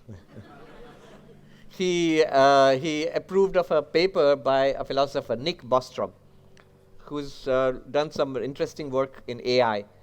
So one of his ideas was we are living in a simulation. And he showed, not by using Vedanta or Buddhism or any of that, he showed by using probability theory that we are living in a simulation. Why? Imagine, of all the stars in this galaxy and the universe, how many, many, many stars are there? How many, many, many millions and billions of them have solar systems? It's quite probable that millions have life. It's quite probable among those millions, hundreds of thousands of intelligent life. And it's quite probable that among those hundreds of thousands, a few hundred at least, will have far more advanced civilizations than us. And it's quite probable in those civilizations, alien kids are playing video games. It's quite probable in one of those video games, an entire universe has been simulated. So if you have thousands and thousands of simulated universes, and we are experiencing a universe, what is the guarantee that this is the one true universe? Imagine, there are 100,000 simulated universes. They all are similar to this. And you are experiencing a universe. What's the guarantee that this is the one true universe and not the 99,999 simulated universes? The overwhelming chances are we are living in a simulation. And when the alien kid's mom says, enough of video games, come and have lunch, he switches us off, gone. Anyway.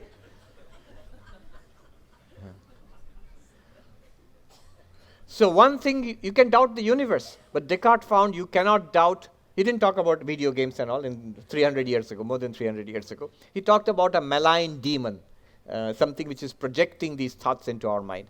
Very much like a Matrix movie, you know. But one thing he could not doubt was his own existence.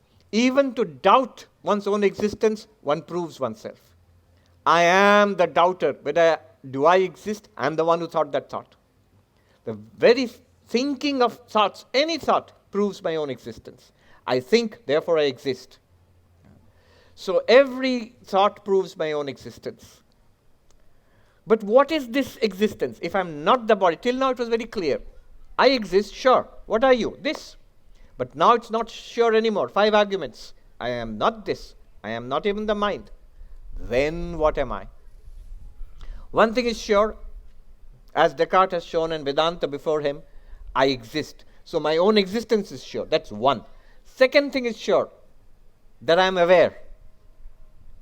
So this undeniable existence awareness, this is called Chit in Sanskrit, or Sat Chit, being awareness. It's undeniable, logically, experientially undeniable. So this being awareness is what we are. And to us appears a mind and a personality and a body, ever-changing, fleeting, good or bad circumstances in this body, mind, and world. But this being awareness constitutes the core of our existence, of what we are, the essence, the nature of ourselves. So let us listen to Ashtavakra. What am I? I am not the body, not the mind. The body is not mine. I am not the mind is not mine. What freedom! You have not lost anything. The body is there, as long as it will be. The mind is there. But you are free of it, even while they are there. You don't need to shut down the mind to be free of the mind. You don't need to forget the body to be free of the body. Let the body be there. Let the mind be there. Let the body do what it does. Let the mind think and feel and imagine and do stuff. You are free regardless. Advaita Vedanta does not make you free by erasing the world. Advaita Vedanta makes you free by becoming limitless, unattached, a luminosity in this world. While revealing the world, in the midst of actions, while doing stuff, while not doing anything, while waking, dreaming, sleeping, you are free regardless. You are the one awareness. While working, while playing, while relaxing, enjoying, loving, fighting, you are regardless free. But the interesting thing is then you will not fight. Very interesting. We'll see. So he says, Chidruposi sada sakshi nirapeksha sukham chara What's your nature? Chidruposi. Your nature is of pure consciousness. But remember, when he uses the word consciousness, he uses it distinct from what we normally mean by it. Normally, what do we mean if you ask a psychologist, if you ask an AI expert, if you ask a cognitive scientist, a consciousness studies expert, what do you mean by consciousness? They'll think, yeah, these thoughts, perceptions, memories, but we don't mean that anymore. We distinguish consciousness from all objects, anything that we are aware of, any thought also, any feeling also, any memory also, that's an object. I am bare awareness. This bare awareness, chidruposi, your awareness itself. Sada sakshi, these words are very interesting. Always the witness, never the witnessed. Sada sakshi also means something subtle. See, the mind can also be a witness. We can have meditative practices, witness the world, witness the breath. In-breath, I'm aware of the in-breath. Out-breath, I'm aware of the out-breath. If you have done mindfulness meditation, does it sound familiar? That's the mind being the witness. The mind can act as the witness. We are not talking about that, because the word sada sakshi means ever the witness, choicelessly the witness, effortlessly the witness. When the mind is a witness, it takes effort, it takes attention, it's a choice, and it starts and stops. I'm aware of the in-breath, I'm aware of the out-breath. Big noise. What happened? In-breath. Oh, yes, I'm aware of the in-breath. It's an effort. It requires attention. It begins and ends. It has a quality of its own. More awareness, more attentiveness, more mindfulness, less mindfulness. But what he's talking about here is a crucial, very fundamental point. The awareness by itself, consciousness by itself, chit by itself, is not a matter of effort. It's effortless. It's always there. It's not generated. It's not a matter of attention. You can bring your attention to it, but it's there regardless.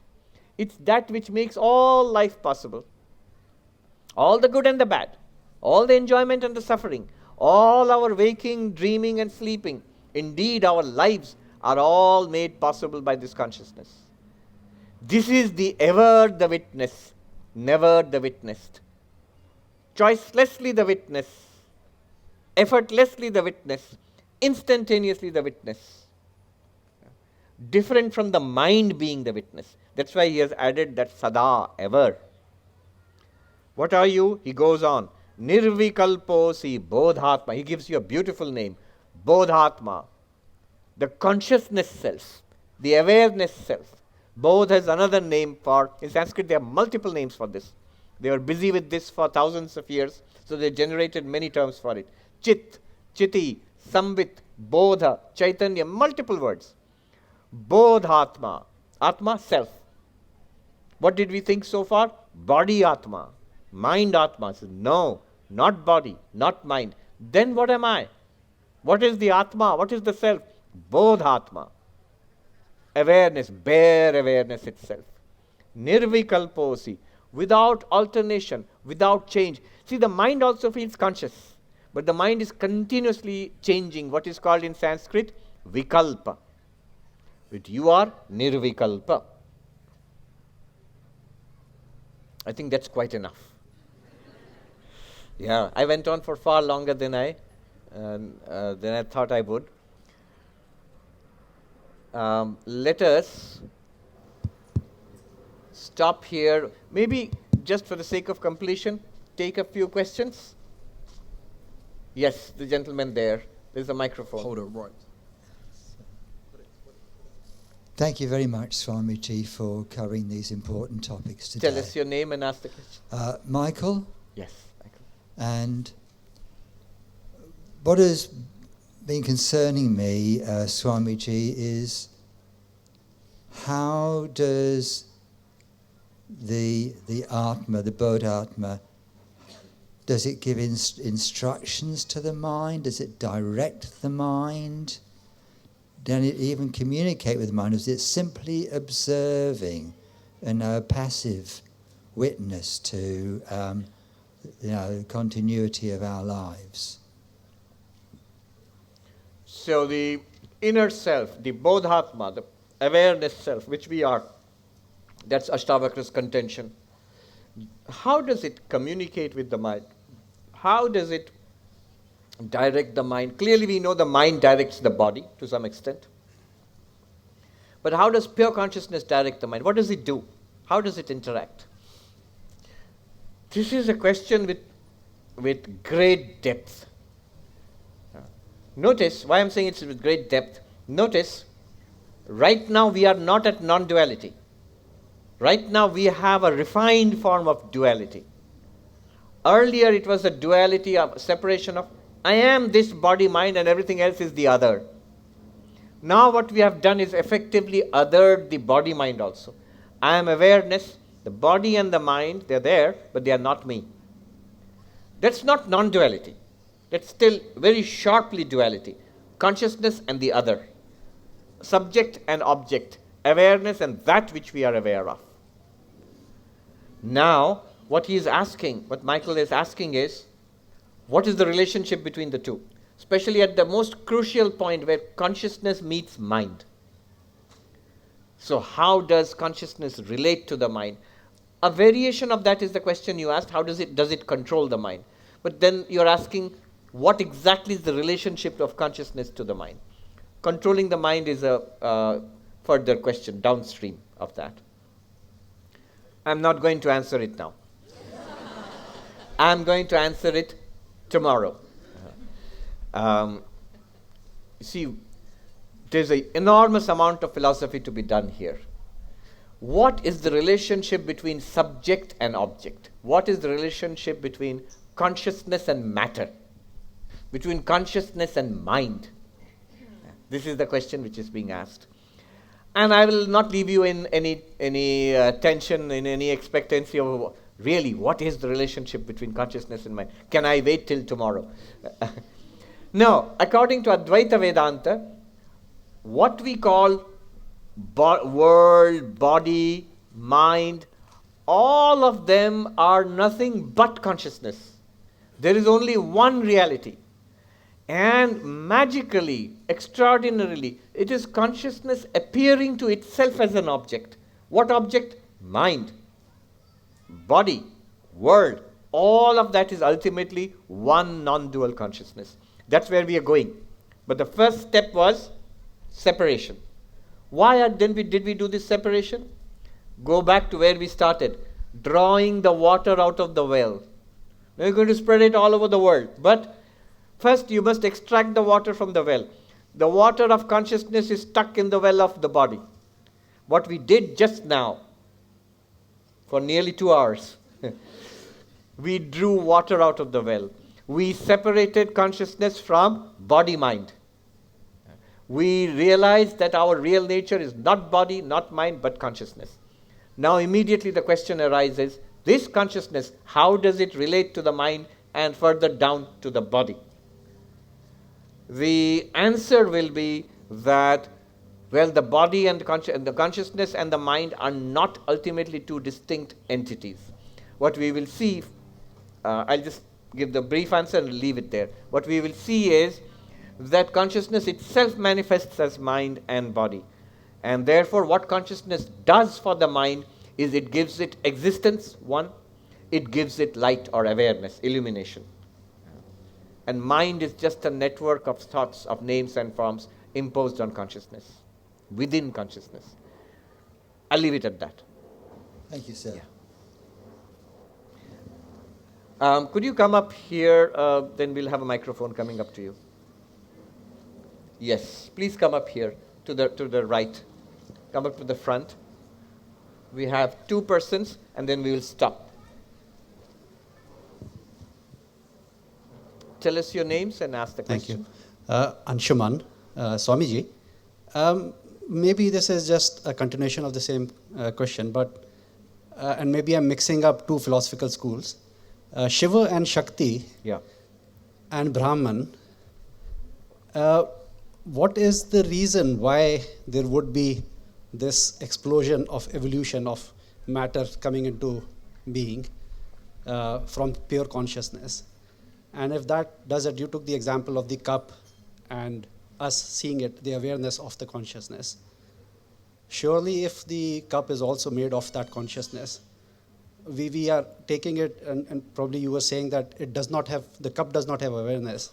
But if it is consciousness as well, then at some level, maybe in a very rudimentary manner, Right. consciousness too has that awareness from the Good. cup side. You've been following it very closely. There's no problem with the question at all. So there are two questions here. One question, the second one was that, back to our trustee cup. You use this to distinguish awareness from the cup.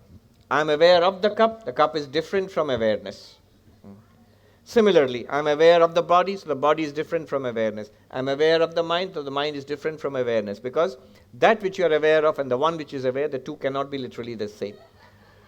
But now you just hinted that all is one awareness. That's why there's the second class tomorrow. We have not gone there yet. But still, in advance, then a close person who's listening closely would say, aren't you saying opposite things? You just said the cup is other than awareness. It's not awareness, it's other than awareness. Now you're saying there's only awareness. Then in some sense the cup is also awareness in that case. Tell me, is the cup other than awareness or is it awareness? In some sense, in that case, the awareness must be here also. Do you see the question? You can't say both at the same time. You can't say awareness and the object are different. And then you are saying awareness is everything, including the object also. How is that possible? It's like saying the water is only in the well, and you're saying the water is all over the fields. Well, both are true, because you have taken the water out and then spread it all over the fields. Now, I'll give you the crucial, the secret of this. You'll have to work it out yourself. I'll give the whole details tomorrow. So you have to come for class tomorrow. But for the extraordinarily thoughtful and philosophical minds, I'll give you the sutra, the formula for it, the E is equal to mc square for it. Notice carefully what I said again and again. Awareness is distinct from the object. Consciousness is distinct from the object. The seer is distinct from the seen. I never said the object is distinct from awareness. I never said the seen is distinct from the seer. Now the puzzle will be, if the one is distinct from the second is also distinct from the one, but I am saying no. It's like paper cup.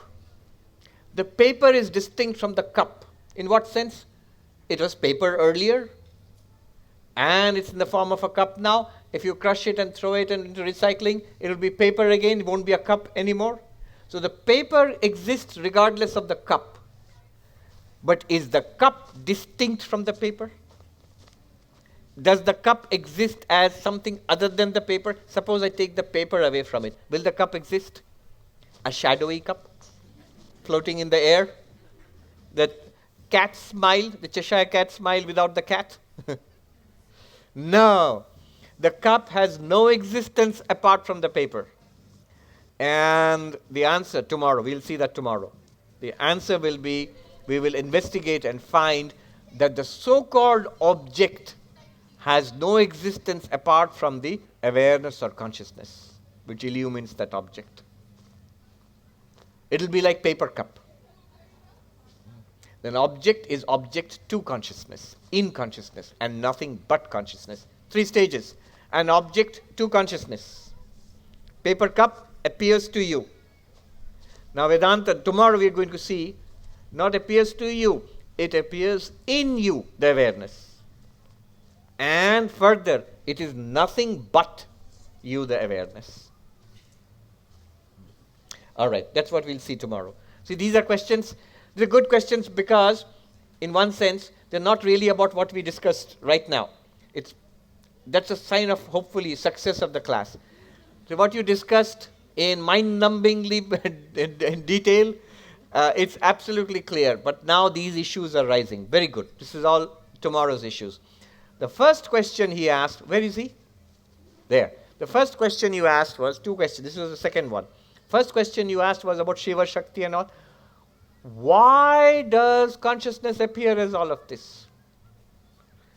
Second question was, is the object distinct from consciousness?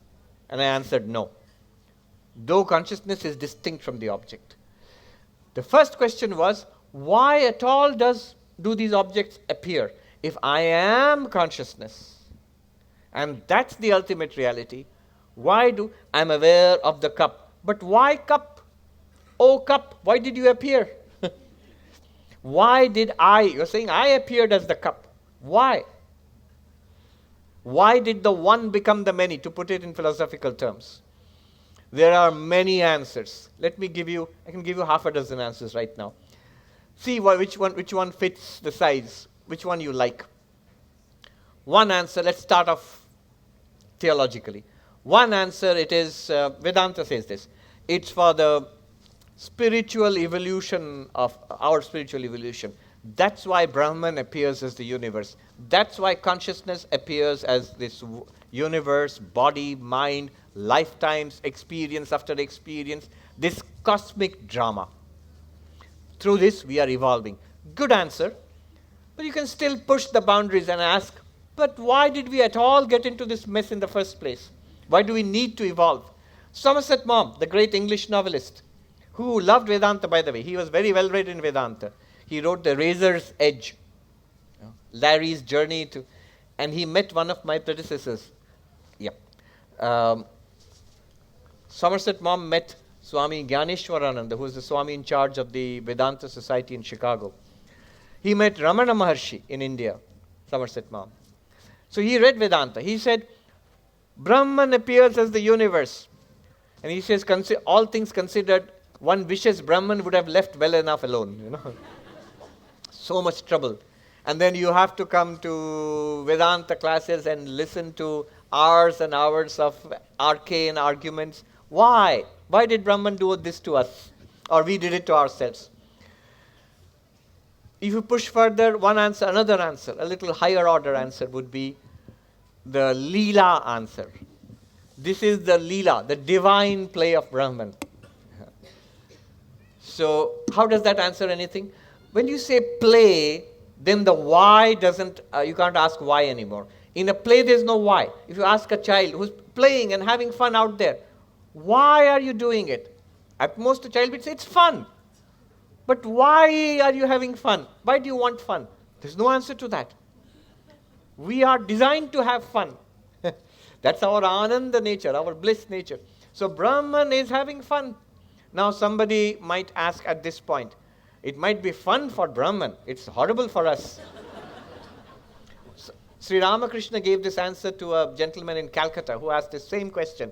He asked it in this way, why is there so much suffering if God exists? And he said, well, what can we do? It's God's play.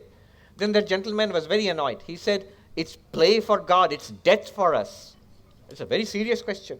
It might be play for God, it's death for us. And then look at what Sri Ramakrishna's answer, come back, to which there is no other further comeback. Sri Ramakrishna says,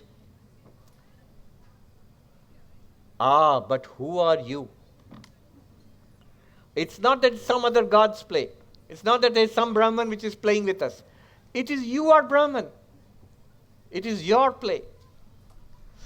Now, at this point, you can push it further. You can still say, that's poetic, that's nice, but it's not philosophy. You can't say it's play. What further answer can you give?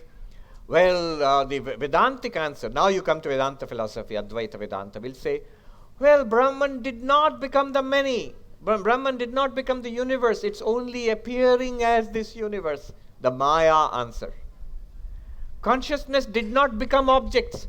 It's only appearing as its own object. It's consciousness appearing as a cup. We'll see this tomorrow, literally. And so consciousness is appearing as its own object. It did not become the universe. It's appearing as the universe. At this point, you might push it even further. You can be a little 5-year-old kid and say, but why? Why is consciousness appearing as all of this? Now here, we are in very arcane philosophy here, very subtle realms of philosophy. It branches out in two answers. One, the traditional answer from Vedanta, which Vivekananda gave. This question is wrong. Why is this question wrong? You can still ask, why is it wrong? It seems to be logical. Why is Brahman appearing as this cup and the universe? Why?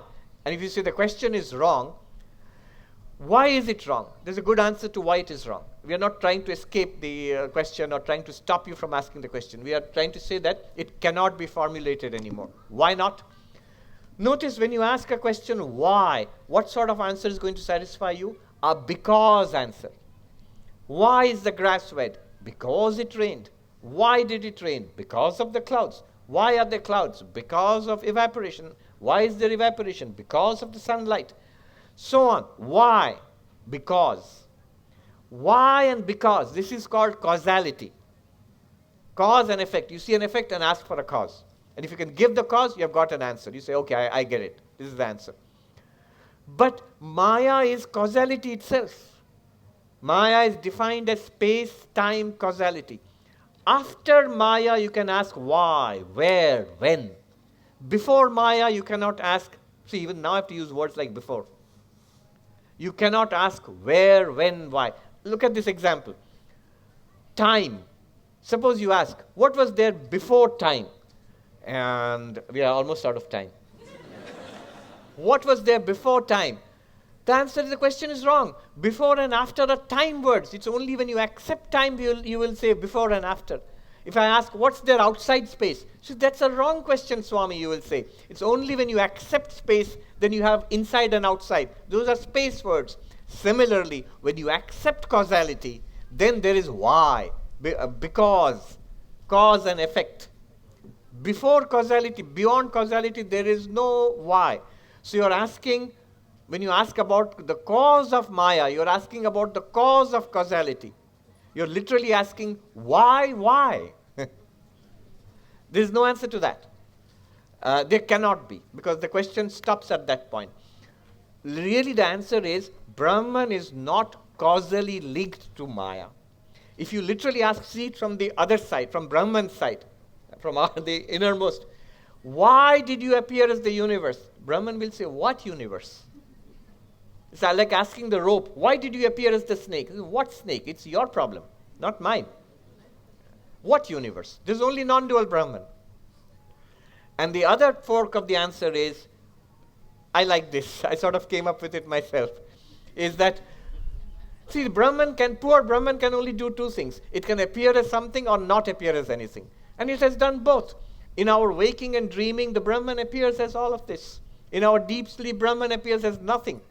In the creation of the universe, Brahman appears as the universe. In the cosmic dissolution, Brahman alone exists without appearing as anything at all. Both boxes have been checked. Brahman could have, like Somerset Maugham said, Brahman could have left well enough alone. Well, it did. In deep sleep, in general anesthesia, in the cosmic dissolution, pralaya. If it does that, then we can complain. What a useless Brahman. Can't it do anything? Ultimate reality. What kind of ultimate reality? Doesn't do anything at all. Well, it does all of this, and then we complain. Why did it do all this? You'll hold your question till, you had a question? Somebody else had a question. All right, we'll hold our questions till tomorrow. Peace chant, and tomorrow it'll go easy. The hard work is over. Congratulations. Om Shanti Shanti Shanti Hari Om Tat Sat Shri Ramakrishna Arpanamastu. Thank you very much, and really congratulations for sticking it out.